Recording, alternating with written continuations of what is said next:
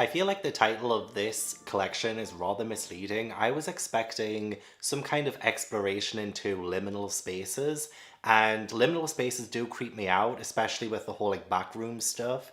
And I was expecting like stories that would revolve around that. But unless I missed some kind of deeper meaning in these stories, I just don't think any of them were about liminal spaces and the fear and anxiety from encountering liminal spaces. But I did really enjoy this one, actually. There were a couple of stories in this that I think are up there as some of the best Junji Ito stories I've read so far in this video. And then maybe the latter two, not so much. So it is like such a short volume, there's only 4 stories in it, and I don't think any of them really explored liminal spaces or like the liminal zone. Like, what is that? Usually the collection is named after maybe one of the stories or just like the general theme of all the stories put together, but this one, I just don't understand why it's called the Liminal Zone. At one point, it looked like it would have been one of the highest rated story collections, but then I do think the latter half of the stories didn't quite hold up to the first 2 in my opinion. So the first story is called Weeping Woman Way, and this one is just a bizarre kind of story of a couple who are passing through this little town, and there is a funeral going on, and there is this woman who's crying really loudly. And there is a custom that has gone out of fashion where people would hire women to weep at funerals. So from that we had this sort of like weeping woman legend. Although it does turn out that the people who were running the funeral, if that's the right word, who were organising the funeral said they didn't hire a weeping woman when the couple go back, because the main girl character, she begins to cry just so sporadically until it becomes such a problem that she just can't stop crying and she doesn't really know why. So even though, yeah, she goes home, the tears just do not stop, and it's so weird when one day they wake up in the same bed and the bed is just totally drenched in her tears. Like, how bizarre. Did the weeping woman do something to her? Did it affect her somehow? Like, what? So they do end up going back to that town, and this town does have some scary visuals in the sky. It seems like there are some like kind of spirits. But I love the whole Weeping Woman Way village, because all of the women in the village are like constantly crying. They can't stop crying, and it's because they have to help the dead move on. Essentially, it really helps the spirits. So like they are just constantly crying and crying and crying. So Mako, she is the one who's constantly crying. When she sees the original Weeping Woman, yeah, there's just like tears everywhere. It's not scary in that sense. It's just so deeply unsettling. And she's told that she might be Orui reincarnated, like a kind of weeping woman who lived 200 years before, who replenished the land essentially with her tears. Like, she is the ultimate icon in the weeping woman world. But yeah, we do see her body, and even in death she is still like kind of crying, and on the sides of her face, which is so on the sides of her face is this sort of like canal where all of the tears have been coming out, and it's made this sort of canal coming out from her face, which again is just, I never would have thought of anything like this. It's just, well, all that crying would have had some kind of effect, right? And it's this moment here with Mako when she just cries so powerfully, it looks like her eyes are just nothing but water coming out of her face. Loved seeing all of the tears coming out from the corpse too, and the way that the corpse just kind of explodes from the tears. You know what, actually there's probably like more things with eyes and things coming out of the eyes, like whether it's tears or blood, from this collection, more so than any other. Well, I guess from the first 2 stories. I feel like the first 2 stories probably go hand in hand in that sense, with, you know, the tears coming from the eyes, or whether it's actual tears or blood. I feel like those 2 really go well together, which is why I'm so confused by the last 2 and how random they feel compared to the first 2. And yeah, I gave it an 8 out of 10 because I love the setting, I love the legend, I love a good almost kind of ghost story in a way. I mean, it's not, like, it's very hard to describe. Like, it's not really a ghost story, it is a bit of an urban legend of these women who weep at people's funerals and they need to help the dead sort of move on. I can only imagine hearing this constantly, all of the crying. It's a very loud story with all of this screaming, the crying, and probably the loudest Junji Ito story I've read so far.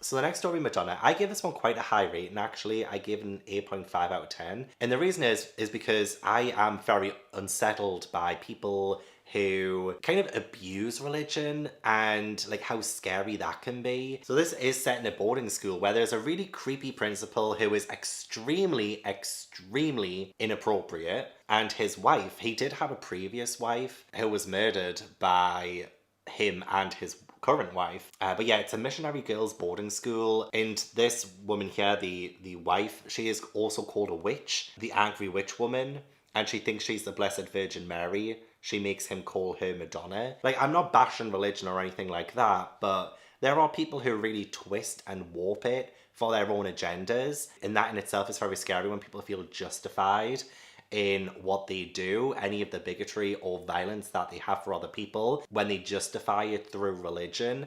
That can be extremely scary because they think that they are God. They think that they are a reincarnation of Jesus Christ, for instance, or the Virgin Mary, and it allows them the freedom to do what they want. And there is like another kind of legend about the whole like salt and salt statues, and that ties into the Bible, but to be honest, I don't really understand a whole lot of those references because I never studied the Bible, I've never read it, although I'm sure it is like a famous story from the Bible just with the whole salt stuff, but it's just not really something that I'm very used to. I loved the religious imagery. I loved the crying blood from the Virgin Mary statue, which actually turns out to have the body of the first wife inside, which, oh my god. The church setting, the darkness of it, and the terror as well in the youth that is there, and how brainwashed they can even be from this. Oh, but the principal is such a creepy little shitbag, and can be said to be like one of the creepiest in violence, especially when you associate it to like real world things that happen. Yes, in the Bible, Lot's wife is turned into a pillar of salt for turning her back on God's words. So there is like this whole idea of salt being used, and even Madonna, his current wife, she has the power to turn people into salt. But panels like this, oh, just some of my favourite. And also nuns kind of scare me a little bit too. So when she's in this getup, she kind of looks like a terrifying nun who's about to like kill someone. And then this as well. Like, how creepy is that? You know, somebody who looks to have been crucified with all of these bodies that have turned into salt. You know what, I really enjoyed the ending of this. Madonna becomes even more unhinged and ugly. She wants to be the Virgin Mary so badly that it's kind of turned her into this monster, and she knows she can't actually be her because she doesn't have all of the patient traits or anything like that. Really satisfying moment there when the principal gets turned into salt. But yeah, having the crucified body on the cross kill her, it was great. Honestly, it was just a very exciting story. I don't know how I can really explain what I really think of it, because it just played into my fear of extreme religion. Not religion, but extreme religion. So then we get into the spirit floor of Okigahara. I think that is the Suide forest. I haven't really looked up a great deal into it, but I really, you know what, actually there was a part in this of a YouTuber in the forest, and I just felt like that was some kind of, I mean, it might not have been. It might have happened after this was written, I imagine. I don't know. It felt like maybe a sly dig at Logan Paul, who went to the forest and was extremely disrespectful and uploaded a video to YouTube with a dead body present in it. And so there was like this whole like random weird YouTuber moment in it, but I did kind of appreciate that if it was a nod to Logan Paul, because I mean, if it was, but I don't know when this was written. So yeah, there is a couple who go into the forest wanting to take their own lives, but they come across this like cave with a spirit floor that comes out of it. And there's only so many times I can see spirits in general in such a big mass in Junji Ito's works that I'm kind of dull to it now. It's kind of a bit like the tunnel one, where there were like loads of spirits. There's been loads of other stories with just a massive spirits and scary faces of them. So yeah, the whole massive spirits thing doesn't really do anything for me anymore, but it does like flow out of this cave mouth, and the guy in it, he jumps into it, but he survives, but it kind of changes him over time. He keeps jumping into it. There is another guy who they meet who starts jumping into it too. And their bodies change into like these kinds of slick streamlined, as they say, kind of bodies, and it almost becomes homoerotic at points of it too, like when they're tickling each other and they're naked, and it's like they've turned into twinks. And the poor girl, she is watching all of this unfold and she doesn't know what to do. I'm sorry, but like this is are rather bizarre. They look a bit alien-esque, just the way their eyes have started to transform and their bodies are just so slender and sleek. But yeah, the girl then does end up jumping into it. So I gave it a 4 out of 10. I did like the setting of it. I thought we could have really explored a good story there because that forest does fascinate me for a multitude of reasons. And it would have been great to have like really explored that. But a whole spirit floor thing, it reminds me a little bit of Raw, the one of like the illusion of the flood. And I guess the spirit tunnel a little bit, just with the whole massive spirit stuff. I don't know. And then finally we have Slumber, and I did think this one was a bit better than the previous one. I mean, I love the premise. I'm not 100% sure I love the execution of it, but we do have this guy, when he wakes up, he seems to have dreamt of murdering someone, and the murder is revealed on the news. So it does seem that during his slumber, he is going out and murdering a person, and he wears like a specific clothing and he gets a knife and stuff. And you know, that kind of thing is horrific, and it even has a sort of reference to it too, of like Jack the Ripper. Like, this is nasty, this is nasty. And he doesn't know what's going on because he's like, did I actually kill those people? He remembers, like, it's like in his mind he did because he can see it unfolding in his mind and he remembers them, but he never sort of realizes that he's leaving the place. It's like a bit of a mindfuck for him, and it continues to happen. He does see a random man watching him too, and it turns out that actually I don't know by the end of it. It kind of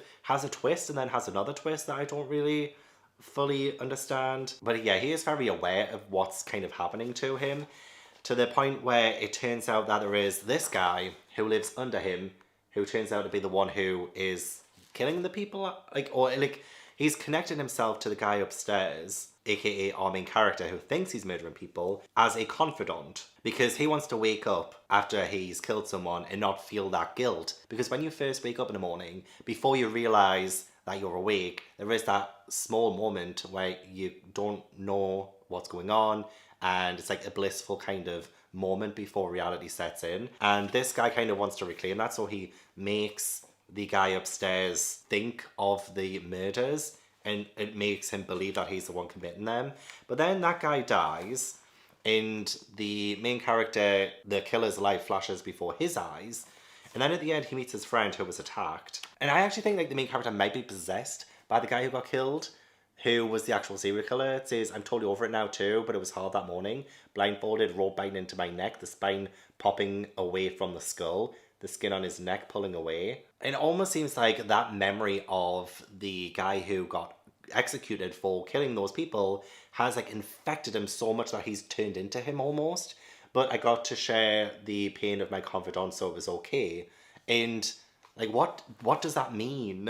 What does that mean? Does this mean that you're now going to go killing people?